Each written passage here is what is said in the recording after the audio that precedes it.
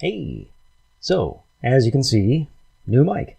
So I'm going to try something a little different today, taking advantage of new audio, and just because I've gotten lazy, I'm going to speak without a script. I kind of have notes, but who cares? All right, so what I'm talking about today is in response to a bit of news that came up a little while back, specifically this. As you can see, it says Asian Nazi arrested by U.S. Marshals. A guy named John Hank Jong-yu in, I believe it's Texas, was arrested for lying in order to get firearms. Okay. The thing is, yes, this guy is, in fact, a Nazi. He is racist as hell. He loves to fly Confederate flags and stuff like that, and he's proud to be racist, he says. So what the hell, right? How do you get a not white neo-Nazi? Well, there's two sides to that coin. Why would neo-Nazis want a non-white person in their ranks, and why would the non-white person want to be a neo-Nazi? For the Nazis, the explanation is fairly simple. They like having tokens. Having tokens gives them deniability. It lets them say that, we're not racist. Look, we have a brown person. And that works, as far as it goes. He's not the only one. You can point to, Roaming Millennial, I think, and probably others. There are others, almost certainly. Elliot Rogers was, in addition to being a horrific misogynist, was also kind of racist, and he was part Asian as well, I believe. I believe Roaming Millennial might also be part Asian. And why would the Asians, well, any person of color, want to participate in that? That would be hierarchical bargaining. By throwing other members of your race or group, any sort of marginalized class, under a bus, you can get yourself some measure of prestige, honor, and money. In the case of the alt-right, the fascists, you can make a pretty good living being a token. You can say, look at me, I'm a member of the oppressed group, and I think the oppressed group is awful. But I also wanted to talk about Orientalism and the way it plays into, as part of the alt-right's message. Because this particular brand of racism, of hatred, white supremacy, I should say, this portion of white supremacy, really, in some ways, plays to Asian Americans' favor, but against them as well. I want to stress, I am not an expert in this. There are plenty of people you can and should look to in order to learn about Orientalism. And there's tons, absolute tons, of great activists out there. I'm going to go ahead and throw a shout out to my friend Jen, her blog Reappropriate, reappropriate.com. A fantastic activist and a scientific researcher and a good friend. She has, she does a lot of good work. So, Orientalism. Why? It is one of many aspects of white supremacy. Because white supremacy has presented itself, developed in different ways regarding the different places that Europe colonized, essentially. When it came to the Americas, you had a different form of colonialism than you got in Africa, which was, again, different from the form of colonialism you got in Asia. Because, of course, the Native Americans succumbed rather horrifically to diseases brought by the European colonizers, but also to repeated genocides committed by European colonists. Whereas in Africa, they were quite a bit more resistant to diseases, and had plenty of diseases of their own that the Europeans could succumb to. And they had their own forms of warfare and different cultures that they could draw on. They were able to resist a little bit more. And Asia didn't really succumb to European diseases at all, because they had civilizations, running back thousands of years, and thus they had been working up immunities to their own diseases. This is also true of Africa, by the way. So they just didn't have the problems resisting those diseases. They didn't have the technology, of course, but they were harder to genocide. That's what I'm getting at. And of course, unlike Africa, Asia was sort of an ancient place of mystery and impossible to conquer, as far as the Europeans were concerned. Asia was where spices came from, and silk, and fine china. So white supremacy developed in different directions there, is what I'm saying. And thus, when we hear experts talk about it, the different pillars of white supremacy, Orientalism is just separate. And you get different stereotypes about Asia than you do about Africa or the Americas. Such that this now plays into racism in the United States, where I have a bit more experience than, I don't have really any experience with racism outside of the U.S., so that's really where I'm focusing. And what this means is that you can get white supremacist talking points outside of neo-Nazis. And it has been used for quite some time to try and drive a wedge, sometimes successfully, between different marginalized communities. Among the many other stereotypes, you get the stereotype that Asians are more intelligent.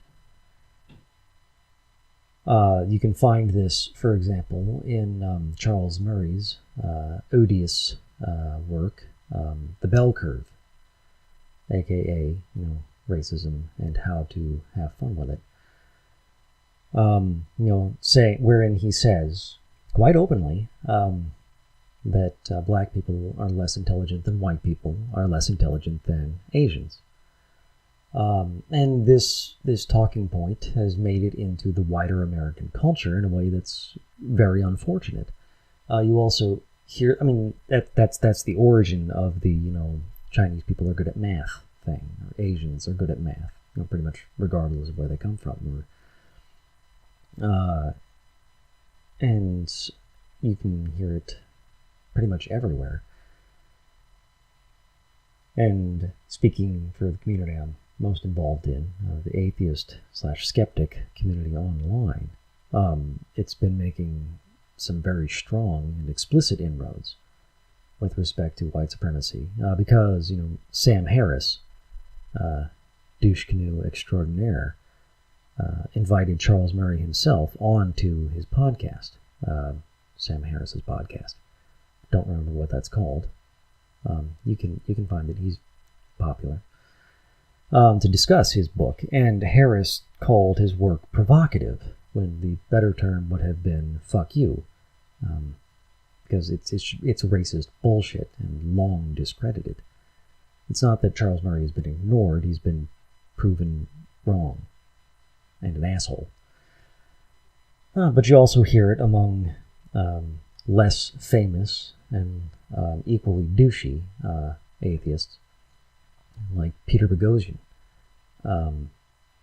who raised quite a fuss some time back when he supposedly proved that gender studies is full of shit. He didn't.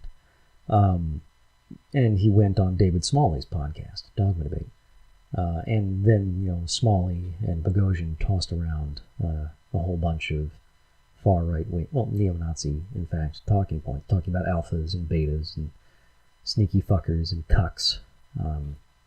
And also, Boghossian parroted the neo-Nazi talking point, blacks are less intelligent. No, he didn't include blacks. I'm sorry.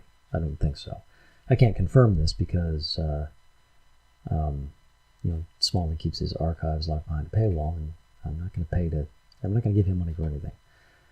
And you can see my cat in the background now, playing with a bit of plastic. Some of the plastic that came with the new mic.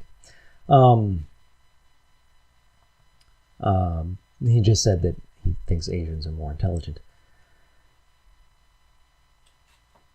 As a way to deflect criticism from himself about various things. But the fact is, it is a neo-Nazi talking point.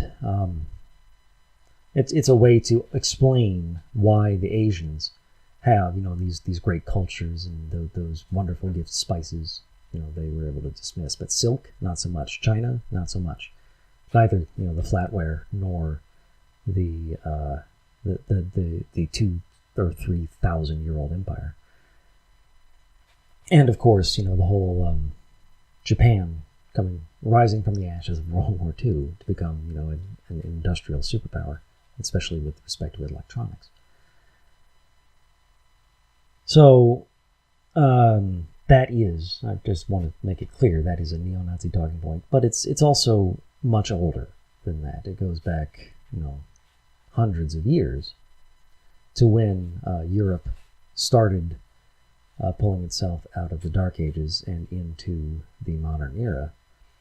From the very beginning, when European explorers started going out to Asia, whether by land or by sea, they were immediately showing these stereotypes of Orientalism in their writing. Talking about effeminate peoples who can't grow beards, and then just committing casual atrocities, kidnapping, slavery, torture, murder, genocide. Smaller genocides, but acts of genocide, you might call them. So that's why the white supremacists, that's where it comes from, I should say. It continues today, not just because of China, but also because of racist immigration policies. Where that cat's really distracting. I don't think you can hear her, but racist immigration policies that make it very, very difficult for anyone to immigrate into the U.S. But if you're from Asia, of course, it's a lot harder to walk here. The result is that if you have a lot of money and a good education and a job waiting for you, it's much, much easier. And thus, particularly among recent immigrants from East Asia, in particular, and South Asia, you get a heavy preponderance of people who have higher degrees of education, higher degrees, not just bachelor's, but also doctorates, master's degrees, and they have really good jobs. So these people come here already having a lot of money, and then they earn a lot of money once they're here. And as everyone knows, wealth is easily heritable. Their children go to college at a higher rate because, their parents have money.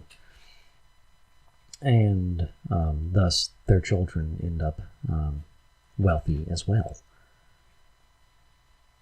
So, that just plays into the stereotype, right? Because, now the neo-Nazis can turn to in this case, true statistics about Asians having, more wealth and say, look, they're smart. They have college degrees. They're good citizens. They don't go to prison. Unlike, brown people and Hispanics. Black people and Hispanics, excuse me.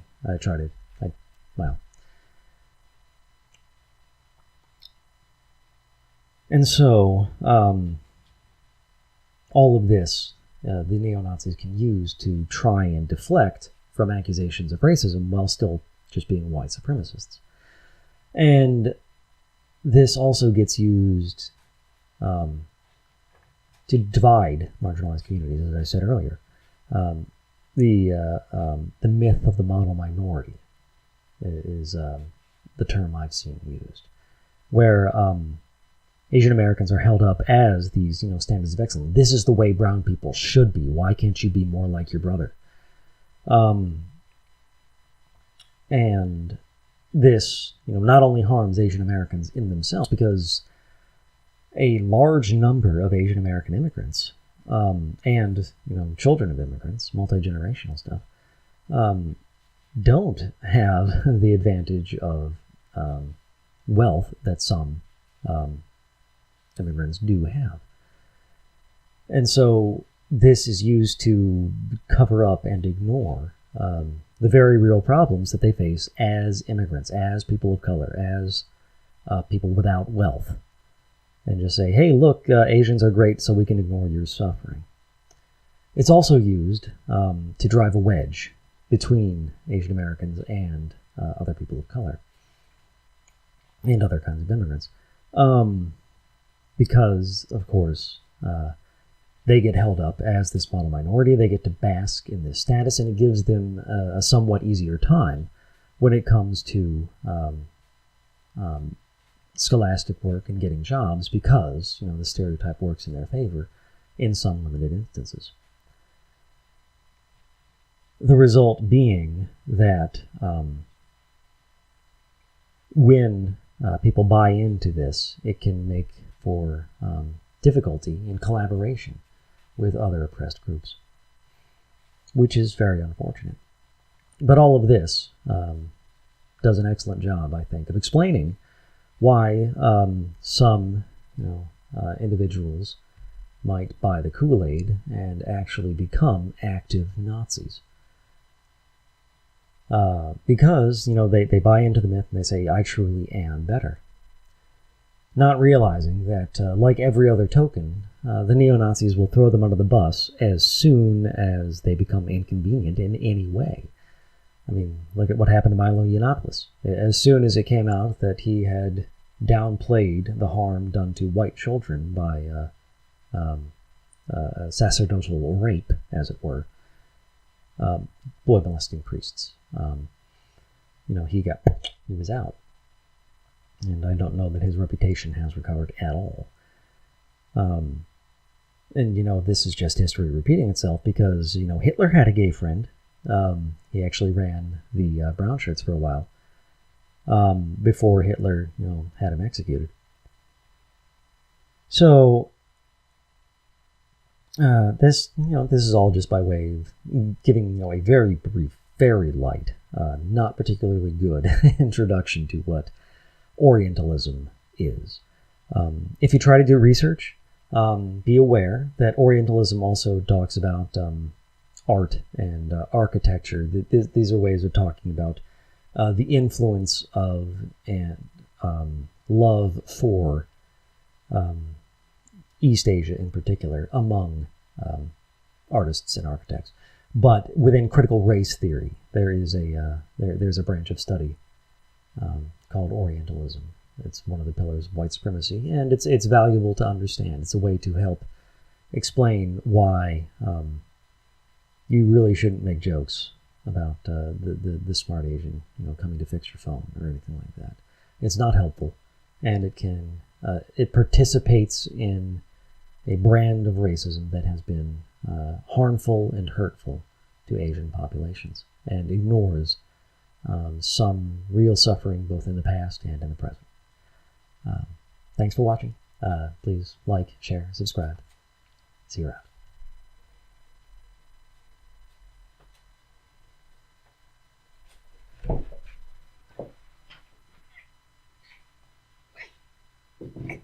She's not too happy with me right now.